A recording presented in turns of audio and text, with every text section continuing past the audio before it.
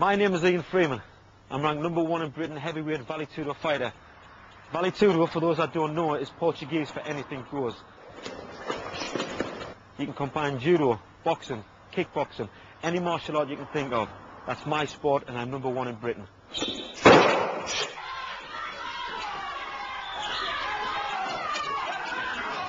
I've been noted as being one of the hardest hitters in the no-holds-barred game.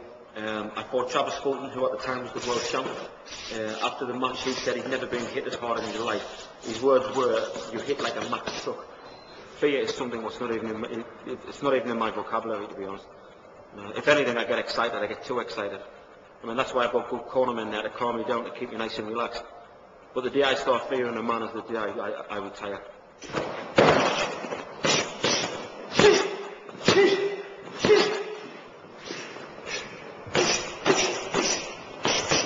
I used to be a street fighter, and to be honest, I still do a little bit here and there. Before I became a professional, I fight on adrenaline on the street because it is a matter of life and death. If you get knocked unconscious, you never know when the guy is going to stop hitting you. If you fall to the ground, you don't know how many other people are going to be around to start kicking you while you're down. So a street fight, I fight on adrenaline, and it is personal. To be honest, it gets that personal. Sometimes I don't know when I'm going to stop. There was 3 guys in a bar, and I was on my way to go to the toilet, and basically, they come for me straight away. There was a little bit animosity there, and you could feel it, and you're thinking, hang on a minute, and they were pushing their way past me, but I never thought too much of it, and I went into the toilet, and I was expecting them to come in after me, but they never did. And when I came back out, the 3 of them lined up at the doorway, wanting to have a fight. So obviously I hit the first one, he went down over the top of the table, landed on his back, chairs on top of him, the other 2 scarred, And I later found out that this was a kickboxer who'd been winning a few titles, and he'd come down basically to see if he was good enough. And obviously I proved he wasn't.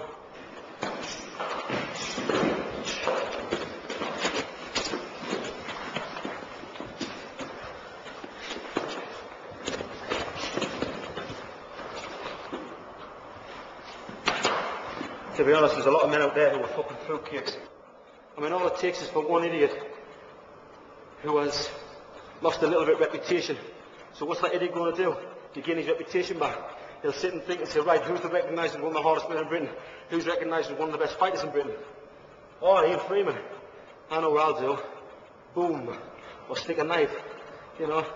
He then climbs the mountain, I then go down. That is not being hard, that is being a coward. There's only one thing that scares me, and believe it or not, that is the phobia of moths. I hate moths. I have this thing, I don't know what it is or why I'm afraid of them, but I just seem to have this phobia. Like I say, they're okay when they're standing still, but when they're flying around, they always seem to come for me, and I hate the little things. A dormant friend of mine, obviously working on a night time when it's dark, we had a light outside the pub and used to attract the moths. And he caught this big moth, biggest moth I'd ever seen. And because he knew I was fighting the moths, he came at me with it.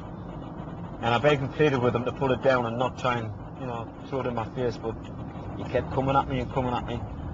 So I thought, the hell with this, and I just threw a big right punch over and knocked him clean out. I'd say, needless to say, he'll never ever fight me with a moth again.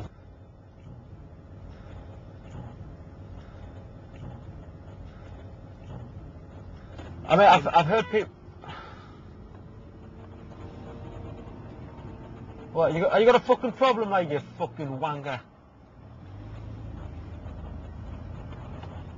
Get that on fucking camera, the dickhead. I indicated they let me through, and then when I flew through, they fucking beat the horn and shaking the head. I'm not going to bash him up. I've learned. I am controlled. I will not bash him up. Once upon a time, would you have done? I'd have fucking zoomed out and smashed his fucking face in. Prick. I can go down, there'll be 20 guys rooting for me now. If I could fight them 1-on-1, I couldn't give a shit. I'd fight every one of them. But what I worry about is when I'm not in my house, the fucking retards will go to my house, right? And then I know for a fact I'm going to jail. Because there's nothing on this earth that will stop me getting revenge if anyone comes to my home where my wife and children are. So if anybody wants to get me, you come for me. Not my house, not my children. You come for me. Because I feel safe. You go to my home, I'll have to fucking bury you. It's simple as that.